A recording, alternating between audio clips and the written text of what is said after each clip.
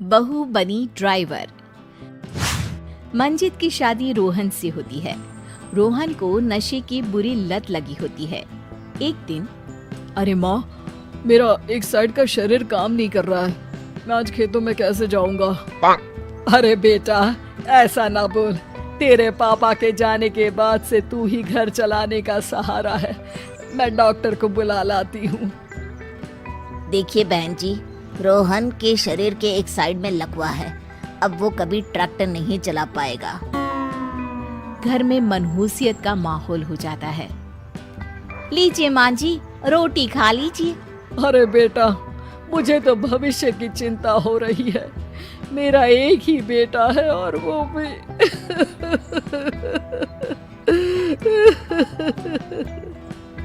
माँ जी, आप चिंता न करें।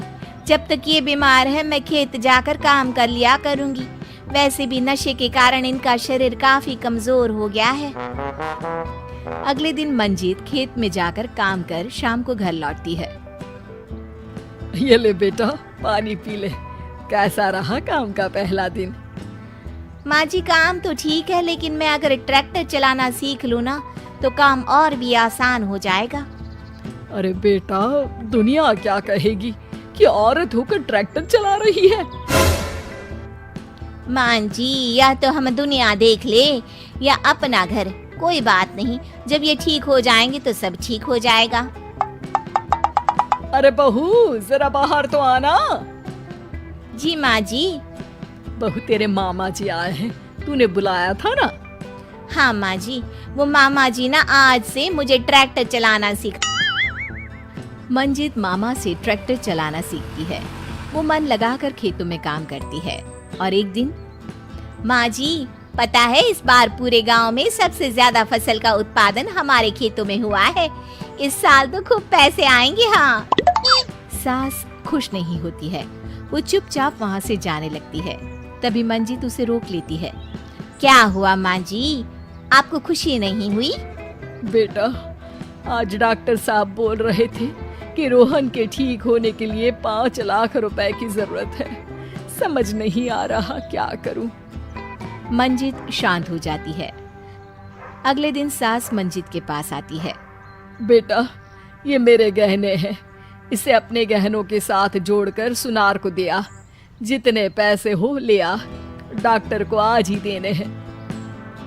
मंजित अपने गहने और सास के गहनों को लेकर दुकान में बेचकर पैसे लेकर घर आ जाती है। माँ जी, सिर्फ 3 लाख रुपए का ही इंतजाम हो पाया है। बाकी के पैसे कैसे आएंगे? बेटा, अब तो एक ही चारा है, हमें जमीन भी बेचनी पड़ेगी। माँ, खेत बेच देंगी तो खाएंगी क्या? अरे बेटा, कोई दूसरा चारा भी तो नहीं है। रोहन ठीक हो जाए तो वो मेहनत करके इससे भी बड़ी जमीन ले लेगा। सास बहू मिलकर खेत भी बेच देते हैं। अब पूरे पैसे लेकर सास डॉक्टर के पास जाती है। डॉक्टर साहब, ये लीजिए सारे पैसे। बस किसी तरह मेरे बेटे को ठीक कर दीजिए। आपका बेटा ठीक तो हो जाएगा, लेकिन 6 महीने का समय लगेगा। सास बहू सोच में पड़ जाते हैं कि अब तो कोई जरिया भी नहीं रहा जहाँ से उन लोगों को कमाई हो। अब कमाएंगे नहीं तो खाएंगे क्या? माँ जी, मेरे माता पिता ने लड़की होने के कारण मुझे ज्यादा पढ़ाया लिखाया नहीं, लेकिन ट्रैक्टर चलाना सीखकर मैं कुछ काम करने के लायक तो हो ही गई हूँ। अरे बेटा, ट्रैक्टर अब कहाँ चलाएगी? खेत तो बिक गए हैं। माँ जी, मैं किसी और के खेतों में दिहाड़ी में काम कर लूंगी, कुछ तो पैसे आएंगे ही ना। ये कहकर मंजित काम करना शुरू कर देती है। जैसे तैसे उन पैसों से गुजारा चल ही रहा था। माँ जी, पास के अस्पताल से मुझे नौकरी के लिए ऑफर आया है। पैसे भी ये 4 गुना ज्यादा मिलेंगे और अब खाने पीने दवाई के साथ हम कुछ पैसे भविष्य के लिए भी जोड़ पाएंगे। लेकिन काम क्या है बहू? माँ जी, मुझे अस्पताल की एम्बुलेंस चलानी है। अरे, तू तो मेरी बहू नहीं, बेटा है। बेटा, जरूर जा बेटा। और हाँ, तूने पूरे गांव में एक मिसाल कायम कर दिया कि हर काम हर कोई कर सकता है। उनके लिए लड़की या लड़का होने की कोई जरूरत नहीं। मंजित मन लगाकर काम करना शुरू कर देती है। आगे जाकर वो खुद का एम्बुलेंस भी खरीद लेती है और अब तो उसका पति भी ठीक हो जाता है और सब पहले से भी ज्यादा खुशहाल जिंदगी जीने लगते हैं।